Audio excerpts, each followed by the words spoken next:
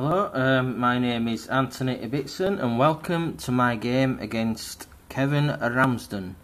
This was played in December 2008. His grade was about 123, mine was 94. The game started e4 and yes, I played e6. 2 knight f3. Don't like this move for the simple reason that it does keep black guessing as to which way white is going to go. So I always play d5 anyway, just to keep it Frenchy. Depending on what he does, it's still going to end up with a mainline French defence. Anyway, white plays e5. So we're obviously going into a delayed advance variation. So c5 is called for by all accounts. Bishop b5 check. I'm not entirely sure about this move. In the French advance, the light squared bishop is generally white's best piece. It usually aids white's kingside attack, so I'm not entirely sure why he wants to play bishop b5. It's not really on the right side of the board. So anyway, I play bishop d7 because this is obviously my bad bishop challenging white's good bishop, so it can swap off if he wants, but obviously no, he doesn't want to swap off. So I just carry on as normal. Knight c6, white castles, and I play knight ge7, and then white eventually gets his d4. Now we've got a more standard looking advance variation, apart from the bishop on b5 instead of its usual home on d3. Knight f5, putting a lot of pressure on this d4 square. c3 would usually be the move here, just making sure that d4 is defended, but white played another unusual move here. It's unusual for somebody graded 123 anyway. Bishop g5. Obviously he's attacking my queen,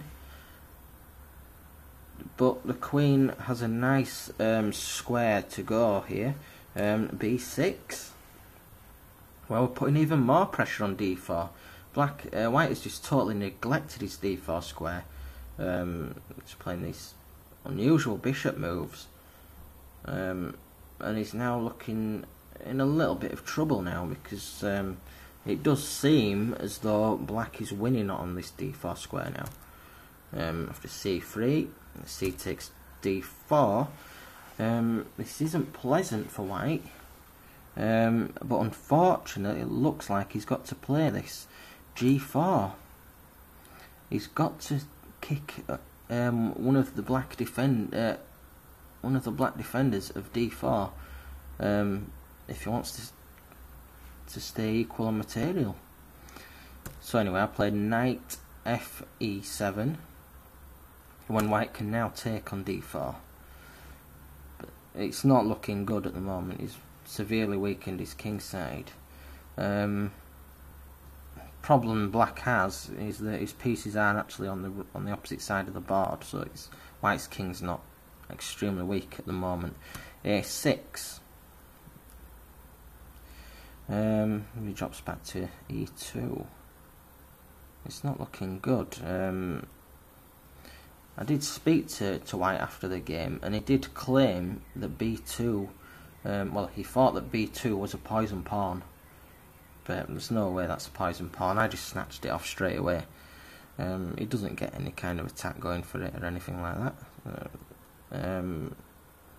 Rook a3. He's now threatening obviously to go to b3, so the queen has to come back to b6. Rook b3. h4. So now he's trying to make use of this kingside expansion in the hope that he's going to get a kingside attack. but I can't really see the point in this. I could easily castle queenside if I wanted.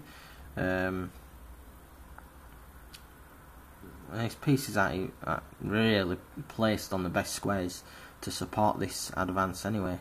h6, it looks okay. Drops back to d2. White's got such a passive position and yet he's wanting to play kingside attack.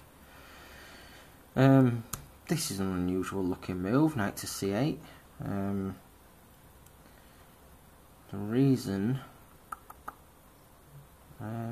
was simply just to go to a7.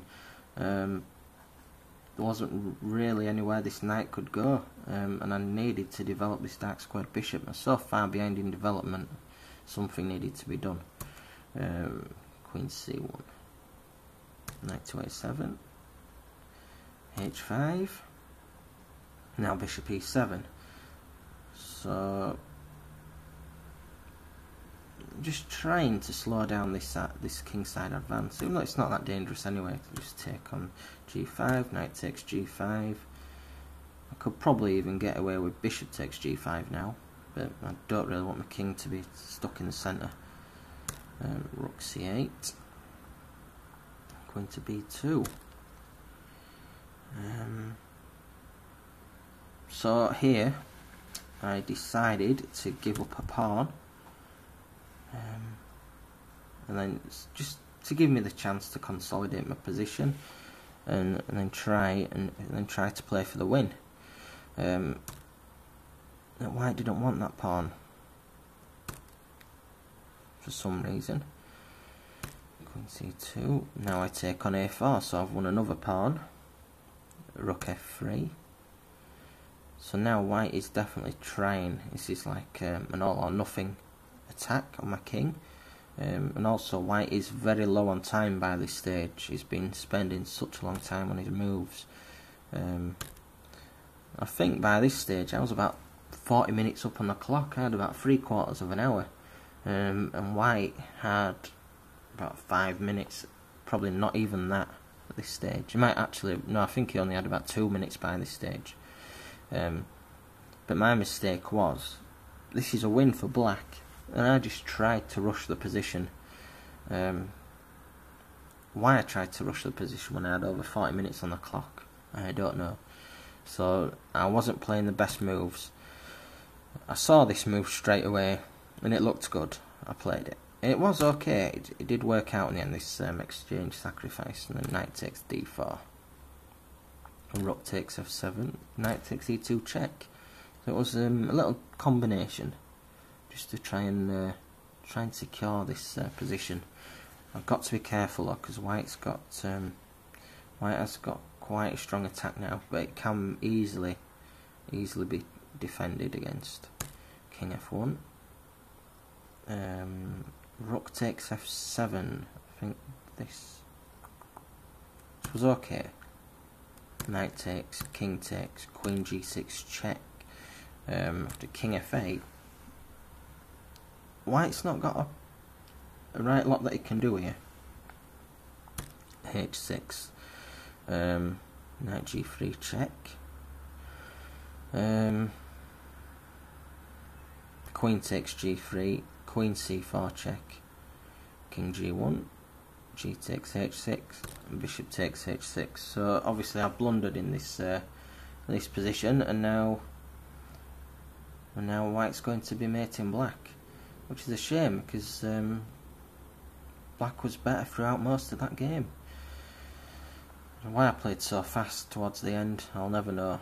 I've learnt my lesson, it's not going to happen again. And that's my game against Kevin Ramsden in December 2008.